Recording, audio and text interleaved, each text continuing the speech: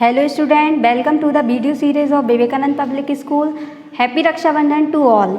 रक्षाबंधन का त्यौहार भाई बहनों का पवित्र रिश्ता होता है और यह एक पवित्र रिश्ते की सौगात भी होती है। रक्षाबंधन का त्यौहार क्यों मनाया जाता है, कब मनाया जाता है और कब से मनाना स्टार्ट हुआ, इसकी जानकारी हम एक कहानी के माध्यम से आपको देंगे। तो स्टार्ट करते हैं अपनी कहानी। राखी का इतिहास हमें महाभारत काल से मिलता है। भगवान श्री कृष्ण की श्रुतदेवी नाम की एक चाची थी, जिन्होंने शिशुपाल नामक एक विकृत पुत्र को जन्म दिया था। बड़ों से हमें यह पता चलता है कि जिसके स्पर्श से शिशुपाल ठीक होगा, उसी के हाथों शिशुपाल की मृत्यु भी होगी।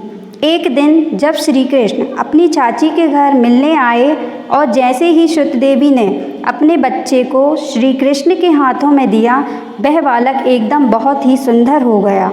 तब श्रुतदेवी अपने बालक में हुए बदलाव को देखकर बहुत ही खुश हो गईं, पर उनकी मृत्यु श्री कृष्ण के हाथों से होने से वह विचलित भी हो गईं और भगवान श्री कृष्ण से प्रार्थना करने लगी कि भले ही शिशुपाल कितनी भी गलतियां कर दें, उसे भगवान के हाथों से सज़ा नहीं मिलनी चाहिए।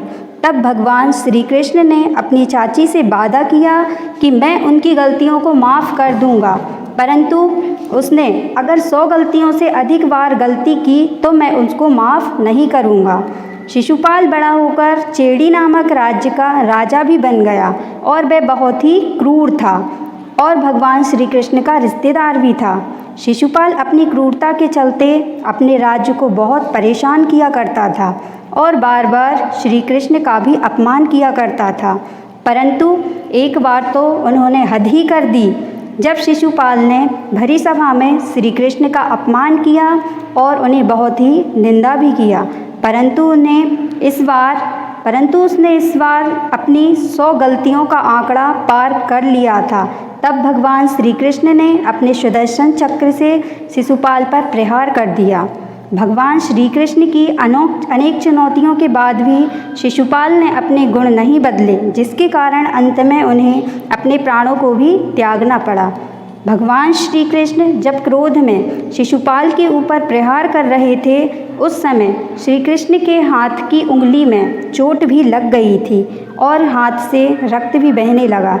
तब इस दृश्य को देखकर वहां खड़े सभी लोग भगवान श्री कृष्ण की उंगली पर कुछ बांधने के लिए इधर उधर भागने लगे, परंतु वहां पर खड़ी द्रौपदी ने बिना कुछ सोचे समझे, बिना समय गवाए अपनी साड़ी के पल्लू को फाड़कर भगवान श्री कृष्ण की उंगली में बांधने लगी, जिससे भगवान श्री कृष्ण की उंगली से बहता हुआ रक्त बंद हो गया। तब श्री कृष्ण ने द्रौपदी से कहा, शुक्रिया प्यारी बहना, तुमने मेरे दुख में साथ दिया है तो मैं भी तुम्हारे दुख में साथ दूंगा। यह कहकर भगवान श्री कृष्ण ने द्रौपदी को अपनी रक्षा करने का आश्वासन दिया और इस घटना से रक्षाबंधन का पर्व प्रारंभ हो गया। जब कौरवों ने भरी राज्यसभा में द्रौपदी की साड़ी खींचकर उनका अपमान करने का प्रयास किया, तब भगवान श्री कृष्ण ने द्रौपदी को बचाकर अपना वादा पूरा किया और द्वापर युग से बहनें अपने भाइयों की कलाई पर रक्षाबंधन के पर्व पर राखी बांधते आ रही हैं और भाई उनकी रक्षा करने का आश्वासन देते हैं। अंत में मैं कुछ चंद लाइनें आपके सामने प्रस्तुत करती हूँ। बहन का प्यार किसी दुआ से कम नहीं होता, बहन का प्यार किसी दुआ से कम नहीं होता, वो चाहे दूर भी हो तो कोई गम नहीं होता। अक्सर रिश्ते दूरियों से फीके पड़ जाते हैं, पर भाई बहन का प्यार कभी कम नहीं होता।